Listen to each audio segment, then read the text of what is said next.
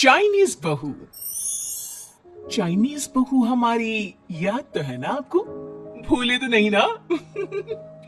हाँ भाई, थोड़ी देर में ही सही, लेकिन चाइनीज बहू की कहानी आ ही गई। क्या हो रहा है ये देश में? चाइना ने तो आतंकी मचा रखा है। अरे क्या हो गया? क्यों चाइना को कोसता रहता है? भूल मत, तेरी ससुराल चाइना की ही है। हाँ माँ, पर ये देखना, लड़ाई झगड़े, ये बीमारी, ऊपर से ये देश कितना चालाक है। अंदर न जाने क्या क्या करता रहता है। तभी अंदर से बहू की चिल्लाने की आवाज आती है। अरे क्या हो गया बहू? क्यों चिल्ला रही है? माँ जी, ये देखिए, ये रूस ने यूक्रेन की हालत क्या कर दी है। ऊपर से चाइना में दोबारा लॉकडाउन लग गया है। माँ जी, अब क्या किया जाए? अरे तो तुम लोगों को क्या परेशानी हो रही है? मैं तो यही नहीं समझ पा रही हूँ। वो क्या है ना माँ, हम लोग चाइना जाने की सोच रहे थे। सांगसू के भाई की शादी है। तो क्या? अरे कौन सा उन लोगों के यहाँ भाई घोड़ी चढ़ता है जो बहन काजल लगाकर नेक लगी? माँ जी, उसकी आंखें बहुत छोटी छोटी है, उसमें या तो पुतली रह सकती है या काजल। साले की पुतली निकाल कर काजल लगा दो, अंधा कहीं का। क्या क्या बोले तुम मेरे भाई के बारे में?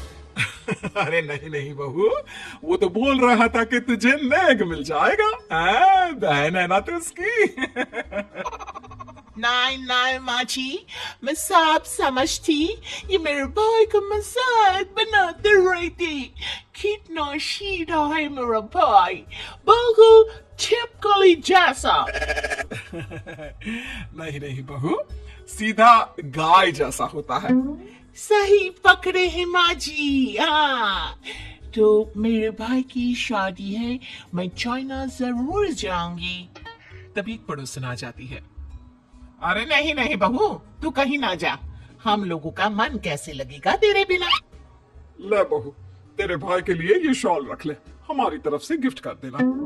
अरे सब कितने अच्छे हैं। मेरी चाइनीज बहू को कितने प्यार से तुम लोगों ने एक्सेप्ट कर लिया। सच में बड़ी भाग्यशाली हूँ मैं। कैसी बात कर रही है?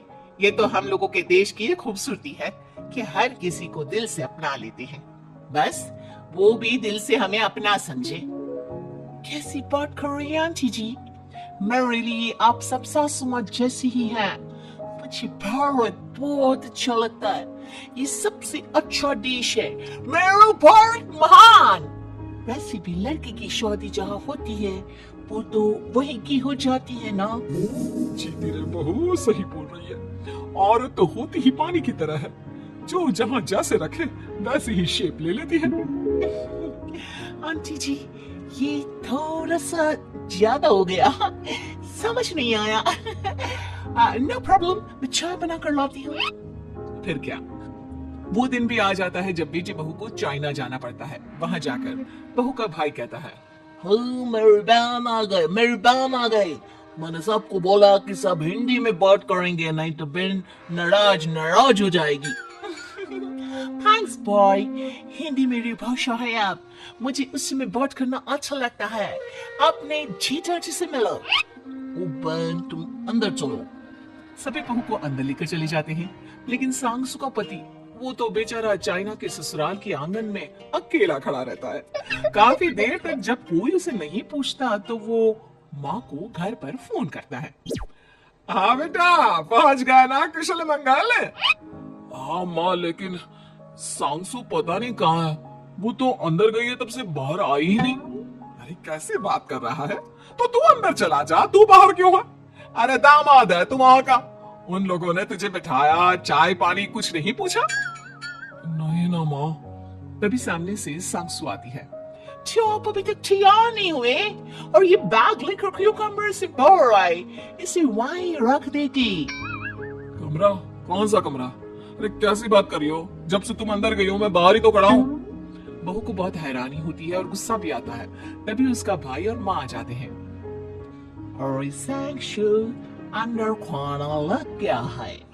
पहले ये बताओ कि मेरे पति को किसी ने खाना या पानी क्यों नहीं पूछा? वो भारत से ससुराल पहली बार आया है, वो भी मेरे कहने पर। उनकी इज्जत क्यों नहीं की? देख बेटी, तूने जबरदस्ती जिद में शादी की थी तो हम लोगों ने कर दी, लेकिन अब तुम ये सोचो, पूरे चाइना में मैं इस इंडियन को अपना दामाद बताऊं? So sorry. हाँ संगसू, और तुम भी चुप रहना, नहीं तो वो लोग मेरी शादी तोड़ देंगे। ओह, ऐसी बात है। कोई बात नहीं, मैं बाहर होटल में रह लेता हूँ, तुम वही करो जो ये लोग चाहते हैं।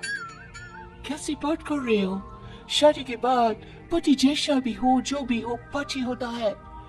वैसे भी तुम्हारे पूरे परिवार ने, सबने बिना सोचे मेरा साथ दिया, मुझे एक्सेप्ट किया, प्यार किया। मैं अपने देश में आपको अकेला कैसे छोड़ सकती हूँ? ये हिंदी फिल्म का ड्रामा बंद करो, मैं अभी अब बर्दाश्त नहीं करूंगी। चुपचाप अंदर चलो, नहीं तो ये शादी वादी यहीं खत्म करके इसे अकेले ही इंडिया जाना पड़ेगा। कैसी बात कर रही हो माँ? ये मेरे बच्ची है नहीं था। हम लोगों ने यहाँ वकील को बुला लिया है, जिसके बाद अब तेरा तलाक करा के हम यहाँ के चाइनीज लड़के से तेरी शादी करा देंगे। अरे कैसी बात कर रहे हो? हम तो यहाँ तुम्हारी शादी के लिए आए थे। नहीं नहीं, मैं सांसू के बिना नहीं रह सकता हूँ। हाई वोल्टेज ड्रामा होने के बाद से ही सारा माहौल खराब हो जाता है कि तभी एक लड़की आती है। मैंने सारा इंतजाम कर दिया है, सांसू की शादी का मंडप परसों लग जाएगा। तब तक इसके पति को कमरे में बंद कर देते हैं। सभी सांसू के पति का हाथ बांधकर उसे कमरे में बंद कर देते हैं। ये क्या कॉमेडी है? हम लोग मेरे पति के साथ ऐसा नहीं कर सकते हैं। मैं किसी से शादी नहीं करूंगी, ये साफ बात है। पहले मैं अपनी शादी करूं, फिर तेरी भी शादी करवा दूंगा। सब कुछ तय हो जाता है, भाई की शादी हो जाती है। फिर वो दिन भी आ जाता है जब सांसू की शादी वो लोग जबरदस्ती करने के लिए उसे मंडप पर ले जाते हैं। ऐसा मत करो, ये मेरी बीवी है। मैं किसी से शादी नहीं करूंगी।